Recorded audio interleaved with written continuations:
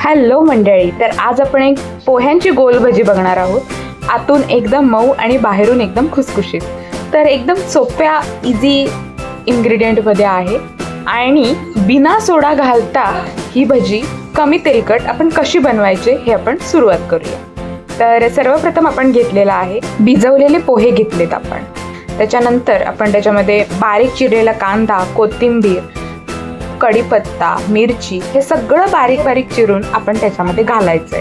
बारीक चिरलेली मिरची घातल्यामुळे एक बाईटमध्ये जो असा हलका तिखटपणा येतो ना, ते खूप छान लागतं। आता आपण याच्यामध्ये 1 वाटी जर बेसन पीठ घेतलं तर अर्धी वाटी तांदळाचं पीठ अशा अंदाजाने हे आपण माप घेतलेलं आहे। त्याच्यानंतर आपल्याकडे जे मसाले असतात म्हणजे हिंग, हळद, धनिया powder, red chilli powder, salt हे सगळे आपल्या आवडीनुसार जे काही मसाले आहेत ते त्याच्यामध्ये घालायचे आणि व्यवस्थित असं मिक्स करून घेऊया, जेणेकरून कसं ते पूर्ण मिश्रण एकमेकांना व्यवस्थित लागेल आणि ते मिश्रण पूर्ण एकमेकांना व्यवस्थित मिसळल्याशिवाय पाणी घालायचं नाही। तुम्ही बघू शकता। आता आपण ह्या पिठामध्ये गरजेनुसार पाणी टाकून थोडं पाणी टाकून आपण व्यवस्थित मिक्स करून घ्यायचं आहे। पाणी टाकायची घाई करायची नाहीये, कारण पीठ पातळ झालं तर मग ही कन्सिस्टन्सी राहिली नाही तर भजी ही कुरकुरीत आणि आतून मऊ ही अशी व्यवस्थित होणार नाही। मी जसं व्हिडिओमध्ये दाखवते तसं भजीचं पीठ असं व्यवस्थित मिक्स करून घ्यायचंय आणि ते फेटायचं आहे।